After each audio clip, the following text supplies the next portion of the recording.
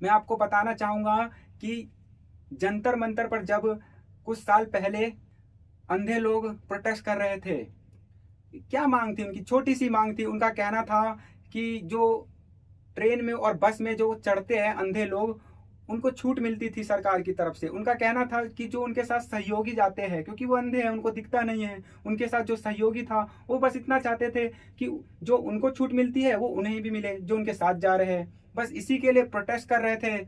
और इसी प्रोटेस्ट को दबाने के लिए, कुचलने के लिए पुलिस वालों के द्वारा, दिल्ली पुलिस के द्वारा लाठी चार्ज की गई। उन अंधे लोगों को मारा गया जिन्हें दिखता तक नहीं है। जब उन्हें दिख नहीं रहा था तो वो इधर उधर भागे, इधर उधर भागे तो आपस में एक दूसरे के ऊपर चढ़ गए और इन पुलिस वालों ने उनको लाठी से मारा।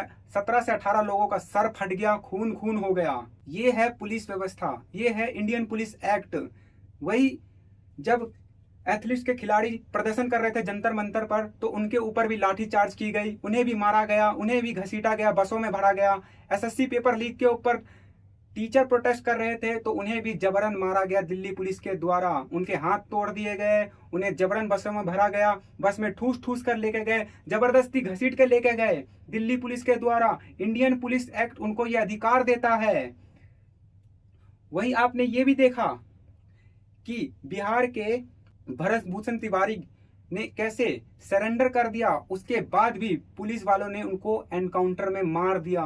सैकड़ों लोग एनकाउंटर में मारे जाते हैं पर किसी पुलिस वाले को फांसी की सजा नहीं मिलती। वही दिल्ली में यही हुआ जब जंतर मंतर पर प्रोटेस्ट कर रहे स्टूडेंट और सोनम वांगचुक सर जो भूख हड़ताल पर बैठे थे, उन्हें जबरन उठाया गया, गुंडागर्दी की गई दिल्ली पुलिस के द्वारा। बीच बचाव में जब लोग वहां आए तो उन्हें जबरन दूर किया गया, भगाया गया।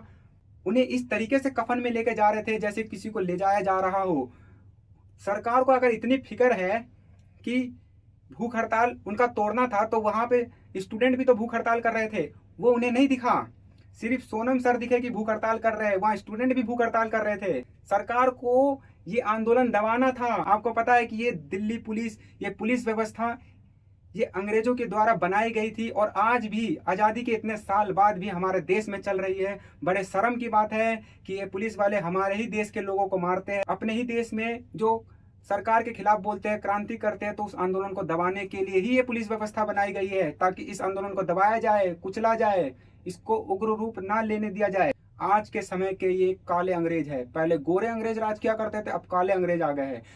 मैं हर व्यक्ति को यही कहता हूँ कि आप लोग वन मैन आर्मी बने, अपने आप में एक आर्मी हो। किसी भी नेता से, चाहे वो नेता किसी भी पोस्ट पे हो, चाहे वो पुलिस अधिकारी हो, चाहे वो डीएसपी एसपी हो, कोई भी हो, उससे डायरेक्ट सवाल कर सके। 17 जुलाई को दिल्ली का नया कमिश्नर बनाया गया। सुबह यही हुआ, उसके कमिश्नर बनते ही दिल्ली में सुबह होते ही आंदोलन को रोकने के लिए दिल्ली पुलिस ने गुंडागिरी की और गुंडागिरी करके वही किया जो अंग्रेज किया करते थे। अंग्रेजों की नाजायज औलाद है तो वो भी यही करेंगे।